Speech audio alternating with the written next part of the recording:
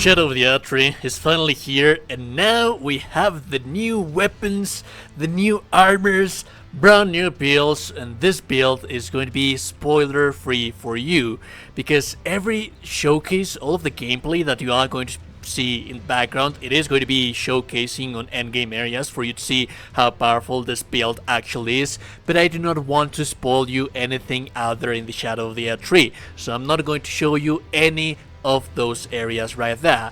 The only thing that I am going to show you is how to get this equipment, the gear, the weapon and the armor, which is going to be right here. Here you have the graveside plain, and then we have the western nameless mausoleum. There's a very tough boss fight in here, so you do have to be prepared if you're going to be fighting against this thing, because it's really tough. So this is a level 150 build, and the main focus right here is to get endurance and strength as high as possible, because the armor is actually quite heavy, and we're not going to be using any kind of shield, because we're not going to be able to do so if you do want to actually be using the armor. That being said, strength, the soft cap right here, a lot of people is going to tell you that 64 is just more than enough, because with the 50% more strength that you get by two-handing the weapon, you actually do get to 80 just to 99 just by that. But remember that in Elden Ring there actually is scaling beyond the 99, which is something that it wasn't true on the previous Souls games. So ideally, if you reach the hard cap right here, which is like 80 is the hard cap, you two-hand the weapon, you get 50% more strength scaling, but you also get 50% more damage.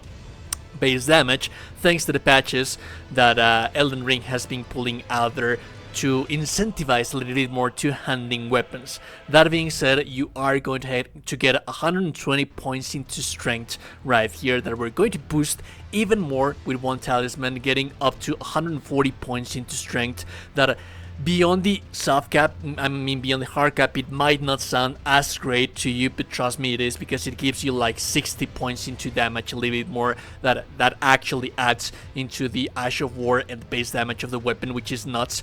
Ideally, with this build, you're going to be reaching like 900 just physical damage with the armament, with the weapon, and that is just nuts. This is a very heavy armor set and weapon as well. So that being said, we are going to need to use the Arsenal Charm right here, the Erdtree's Favor +2, and then the Shot of Alexander to get 15% more attack power in our Ash of War right there. The third slot, I'm going to leave it up to you, to your personal preference. I like to have a little bit more stamina, but there's many things that you can use right here. As for the armor, we are going to use this beautiful armor set that you see right here. It's not going to reach like 100 points, which is the next threshold beyond 51, but it is still going to give you quite a lot of physical damage negation. I mean, it looks gorgeous. I mean, take a look at this thing. You are also going to need a seal, because we are going to use a spell with this build, but that seal doesn't have to be upgraded, because we're only going to be using one single spell. It doesn't have to be upgraded, it doesn't have to be any specific seal, and as a matter of fact, that is only going to be for a buff. It is going to be a substantial buff, 20% extra damage, which is nuts considering that we are going to have 140 points into strength. So yeah, that it is going to be nuts, but it just any seal that you can find is going to do the trick for you.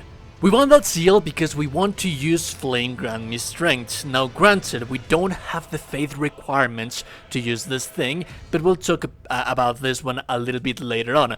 That being said, Flame Grant Me Strength is going to give us 20% extra physical damage. It's also going to give you 20% fire affinity attack power. Sadly, we don't have means of dealing fire damage with this build. The weapon is a special weapon, meaning that you cannot imbue the weapon. That being said, even 20% extra physical damage with the amount of strength and the amount of damage that we have right here, you are going to be dealing up to 3k damage if you complete the Ash of War on itself. And remember that this is just pure physical damage, so you're not dividing the damage types, which is always better in this kind of Souls games. Having divided damage is not as good as having just pure raw one main damage that it is going to be effective, in this case physical, against anything. Strength Not Crystal Tia, that is going to give you plus 10 points into strength if you two-hand the weapon. That is going to be added as a extra percentage, meaning that if we actually do have like the 80 points into strength right there, and we added like 10 points in here, that it is going to be multiplied by 50%. So you are at the end of the day going to have 145 strength, which is nuts. And then the Fate Not Crystal Tia. This is going to allow you to use that one spell that we were speaking about, because Flame Grant Me Strength doesn't require that much Fate to be used. So you don't have to be wasting any kind of points into Fate to use that one spell. That said, if you do actually want to invest some points in here, you can lower some points into strength or vigor, which I don't advise, to change into something different, like for example regen or healing or stamina regen. At the end of the day, I don't think that they are going to be as good as this one right here, so that we can take the most advantage of our stats right there. Now remember that we didn't have that much mind. That is because the weapon doesn't require that much mind. The only mind that you are going to be using, it is because you're going to be spamming Flame Grant Me Strength as well, and that could very well be alleviated by caring for flasks of cerulean theaters. So all throughout the rendition of the gameplay, you are going to be seeing me buffing myself, and what I love especially about the Ash of War of this weapon is that it deals the damage of a colossal sword, and this is just a regular greatsword. And it deals the damage, it reaches the damage potential of, for example, Lion's Claw. So I would say that this is an Ash of War that outclasses the build that you would have with Lion's Claw. What is it that Lion's Claw gives you? It gives you range, it gives you damage, and it gives you posture damage. This is going to do the same, because it has this animation where it plunges a wave in front of you, so you can prepare, you can use this thing to prepare for the enemies that are coming up against you. And then you're going to travel 50 miles away on this plunging attack that you have as a follow-up when you press the heavy attack button. So overall, it's a very, very cool build. You have lots of defense because of the armor, you have lots of poison posture damage because of the high damaging Ash of War that deals tremendous amounts of stagger.